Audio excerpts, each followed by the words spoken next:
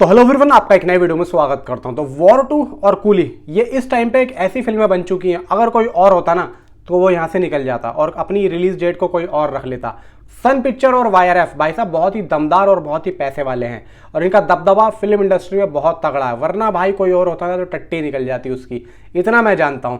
दूसरी बात यह है कि 20,000 स्क्रीन, मजाक नहीं कर रहा हूं। यहाँ पे इनसाइड रिपोर्ट्स आ रही हैं कि इन दोनों में से किसी एक मूवी को वर्ल्ड वाइड मिल रही है। अब कौन सी मूवी है वो भी आप लोगों को बताता हूँ। एंड यहाँ पे 2-3 अपडेट्स आ रही हैं, वो पहले मैं आप लोगों को बताता हूँ, उसके बाद में मैं सारी बात यहाँ पे करूँगा। वॉर 2 के जो प्रचार है उसका जो कार्यक्रम है मुंबई और अन्य उत्तर भारतीय शहरों में आयोजित किया जा रहा है, जिसमें ऋतिक रोशन और जूनियर एनटीआर अलग अलग हिस्सों में जो है भाग लेंगे।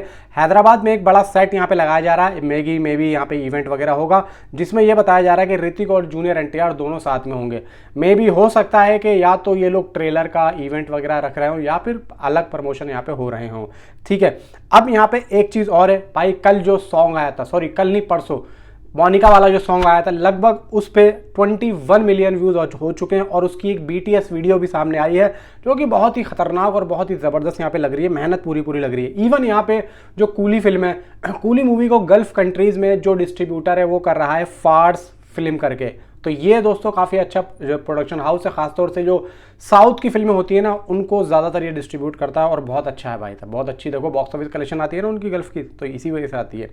अगली चीज़ दोस्तों बताना चाहूँगा मैं कि कूली मूवी को USA फैंडेगो वेबसाइट पर प्रदर्शित किया गया। जैसे कि मैंने आप लोगों को अभी कुछ दिनों पहले बताया था कि उसकी जो एक बेसिक सी जो स्टोरी है वो जो वायरल हुई थी, ये भी उसी के ही बारे में कह रहा है कि यहाँ पे जो मेन कैरेक्टर है वो एक्चुअली में एक रिवेंज लेगा, तो ये भी उसी चीज़ के बारे में कह रहा है। दूसरी और सबसे आखिरी चीज़ ये है कि लोकेश कनगराज ने यहाँ पे फिल्म के लिए जो सौबिन वाला कैरेक्टर है उससे पहले यहाँ पे सीधा फहद फाजिल को कास्ट किया था। इन दोनों फिल्मों का क्रेज़ क्या है ये सिर्फ हमारे दिमाग में है, हम लोग दिमाग में रख के उसी चीज़ को ना सोच नहीं पा रहे हैं कि एक्चुअली में क्रेज़ कहाँ पर है इस मूवी का और एक ग्राउंड वैल्यू इस मूवी की, इन दोनों ही फिल्मों की क्या होने वाली है। देखो, अगर मैं हिंदी की बात करूं तो हिंदी में ऋतिक रोशन अकेले एक ऐसे सुपर स्टार हैं कि हाँ भाई इनके नाम पे फिल्म पे अच्छा खासा बॉक्स ऑफिस कलेक्शन आ सकता है, नो डाउट आ सकता है, ठीक है।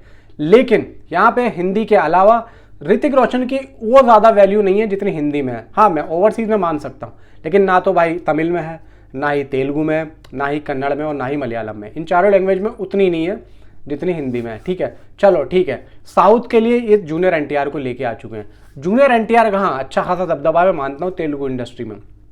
आंध्र प्रदेश और तेलंगाना में उनके भर के भाई फैन है, बहुत तगड़े फैन है, जिससे उनको लगता भी है कि हाँ भाई ये एक अच्छा खासा अनुभव रहेगा जूनियर एनटीआर को लेके आने का। हाँ, मैं मान सकता हूँ कि ऋतिक रोशन तो हिंदी से संभाल लेंगे और जूनियर एनटीआर तेलुगु से संभाल लेंगे, ठीक है। लेकिन यहाँ पे एक चीज़ और है, जो तेलुगु ऑडियंस है, तेलुगु एक्टर्स को यहाँ पे तमिल वाले भी देखते हैं। हाँ, देखते हैं तेलुगु एक्टर्स को यहाँ पे तमिल वाले भी देखते हैं, लेकिन यहाँ पे तमिल वाली जो फिल्में होती हैं वो तेलुगु में नहीं देखते हैं, ये एक सबसे बड़ा फंडा है।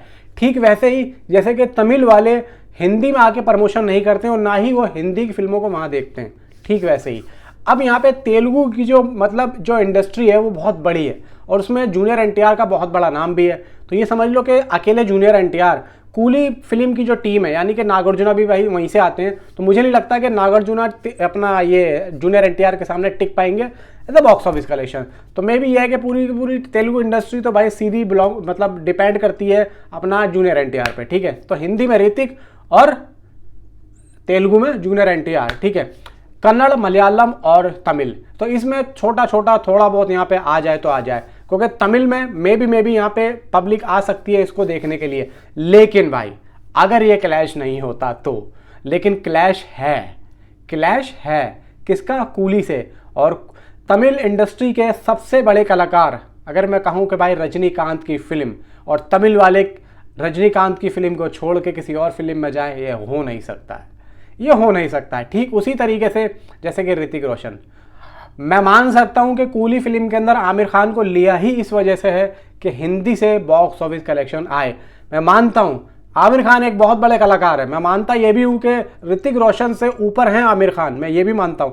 लेकिन हमें ये भी सोचना चाहिए कि एक्चुअली में क्या ये फिल्म प्रॉपर आमिर खान की है नहीं है। आमिर खान का 15 मिनट का कैमियो है और वो भी लास्ट में है, ठीक है। तो यहाँ पे पब्लिक के पास में एक ऑप्शन है। मैं मानता हूँ चलो आमिर खान के जो फैन हैं वो चले जाएंगे कूली के अंदर आमिर खान को देखने के लिए, और उस बिहाफ पे मैं कम से कम 10-12 करोड़ का कलेक्शन बोल चुका हूँ हिंदी में, मैं खींच खिंचा के 15 करोड़ लेता हूँ, ठीक है, 15 करोड़ में ले लेता हूँ, ठीक है। लेकिन तमिल से दोस्तों काफ़ी अच्छा आएगा, और तमिल से पहले दिन में वॉर 2 को ज़्यादा कलेक्शन नहीं आएगी, क्योंकि सीधा रजनीकांत साहब हैं। मैं मान सकता हूँ कि भाई तेलुगु में आ सकती है, कन्नड़ में आ सकती है और मलयालम में आ सकती है, लेकिन नहीं आ सकती तमिल में। तो ये सब फंडा चल रहा है। तो आप लोग ये देखो कि वॉर 2 अगर आप ये सोच रहे हो कि हिंदी, तमिल और तेलुगु इन सब में रिलीज है तो इन सब में अच्छा खासा बॉक्स ऑफिस कलेक्शन करेगी, नहीं। ठीक वैसे ही कूली अगर पैन इंडिया रिलीज है तो क्या ये हर लैंग्वेज में अच्छा खासा बॉक्स ऑफिस कलेक्शन करेगी, नहीं। सीधा सीधा हिसाब है, जो जहां पे राजा है वहीं की पब्लिक को वो लेके आ सकता है, ये चीज है। ओवरसीज की मान सकता हूं कि हाँ, ओवरसीज एक बहुत बड़ी मार्केट है, बहुत बड़ी मार्केट है, और अलग अलग भाई साहब मुल्कों में हर मूवी का, हर डिस्ट्रीब्यूटर का अलग अलग हिसाब है। जैसे कि कूली फिल्म का, अभी फार्स फिल्म का भाई गल्फ, वहां पे YRF अपना काम कर रहा है, ठीक है।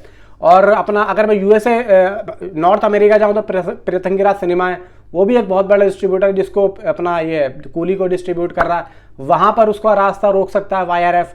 तो ये एक अलग मार्केट हो गई। वहां की मार्केट को भाई साहब सीधा खींच, मतलब उसको ट्रैक करना थोड़ा सा मुश्किल हो जाता है। अब ये तो जब फिल्म रिलीज होगी ना उसके बाद ही पता लगेगा।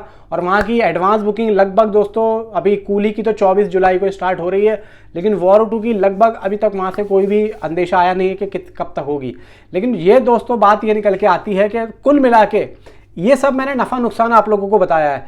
तो अगर कोई और फिल्म होती तो मैं सही कह रहा हूं भाई साहब, उसकी टट्टी निकल जाती।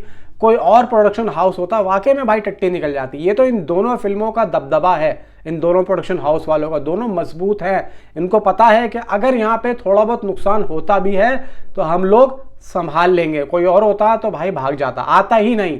तो ये चीज़ है। दोनों ही फिल्में बड़ी हैं, दोनों ही फिल्मों के प्रोडक्शन हाउस बड़े हैं, तो मज़ा बहुत आएगा। नीचे कमेंट में आप अपने आप मुझे ज़रूर बताएं कि आप इन दोनों फिल्मों के बारे में क्या क्या सोचते हैं। Thanks for watching.